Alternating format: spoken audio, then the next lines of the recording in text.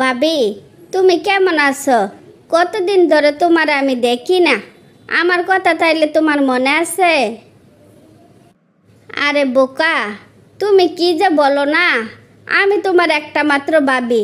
তোমার আমি মনে না রাখলে তোমারে মনে রাখবে কে বলো তো? ছুটি হয় না, তাই আসতে পারি না। তো মোবাইল বন্ধ রাখছো কেন? আমার তো মোবাইল নাই, মোবাইল বিক্রি করে দিছি, তাই আর তোমার সাথে যোগাযোগ করতে পারি নাই। তো মা কেমন আছে?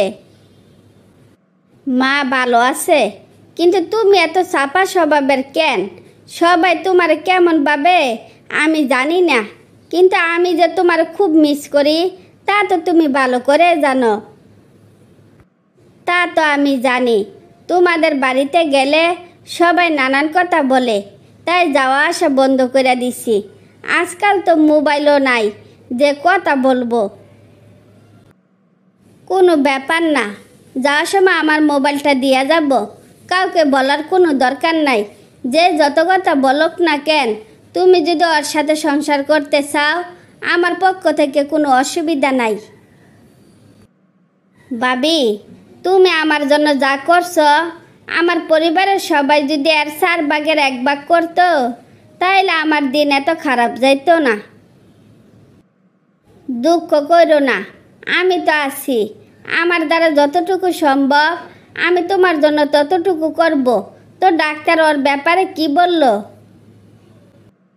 ডাক্তার বলছে সুস্থ হইতে একটু সময় লাগবো, বাকিটা উপরওয়ালা জানেন। জানি না ভাগ্যে কি আছে। টেনশন করার কিচ্ছু নাই, টাকা পয়সার চিন্তা করো না। আমি সবসময় তোমার পাশে আছি, থাকবো। কাউকে বইলে আসি নাই, দেরি হইলে আবার জবাব দিয়ে করতে হইব।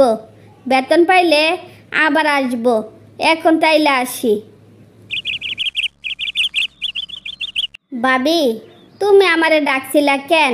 কি কিছু বলবা নাকি? আমার তো সময় নাই, তুই মিতারে কিছু টাকা দিয়ে আসবি, আর ওর জামার ওষুধপত্র যা লাগে কিনে দিয়ে আসবি। সাথে কিছু বাজার সাজারও করে দিয়ে আসবি, যাতে 15 দিন আর বাজার করন না লাগে। শাশি যদি শুনে কিছু কইব না তোমারে, পরে তো তোমার কথা শুনতে হইব। আমারে নিয়ে তোর চিন্তা করতে হইব না। মিতারে বলিস 15 দিন পরে আমি যাব, বাজার সাজার করে দিয়ে আসব। ওই যেন বাড়ি থেকে বের না হয়। বৌমা, তোমার মোবাইল বন্ধ দেখায় কেন? তোমার মোবাইল কই? আমার মোবাইল হারাইয়া গেছে, আপনাকে বলতে মনে ছিল না। মোবাইল হারাইয়া গেছে নাকি ভাই বোনেরে দিয়ে এসে পড়ছো? শুনে অনেক টাকা বেতন পাও, কিন্তু চোখে দেখি না। এবার বাপের বাড়ির কথা চিন্তা বাদ দিয়া নিজের সংসারের কথা একটু চিন্তা করিও। সংসারের চিন্তা পরে করব। 8-9 মাস সংসারে কোনো টাকা দিতে পারবো না। বেতন পাইয়া কি করব? কোনো ধরনের প্রশ্ন করবেন না।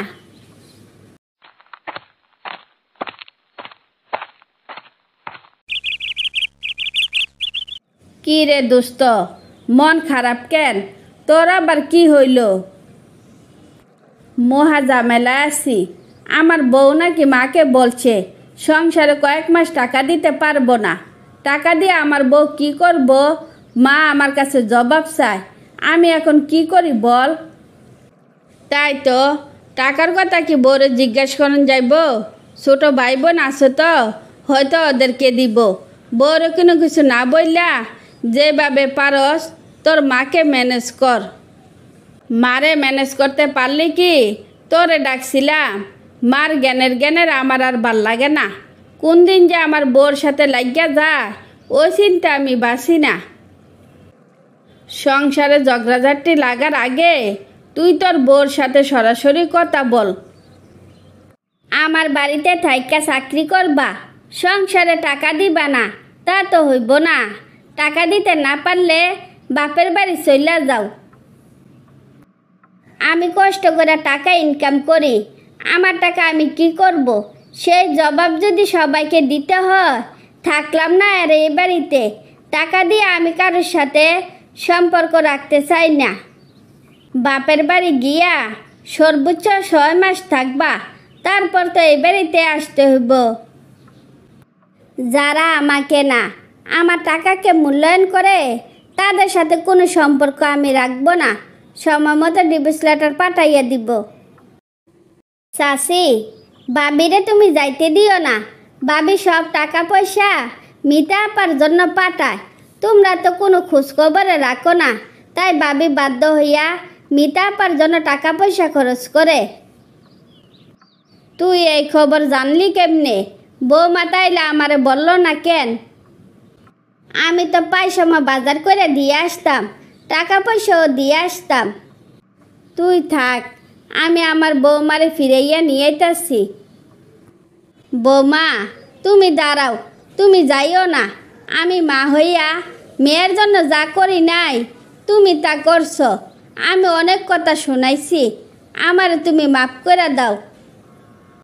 বাবি হিসাবে আমার যা করার ছিল আমি তাই করছি।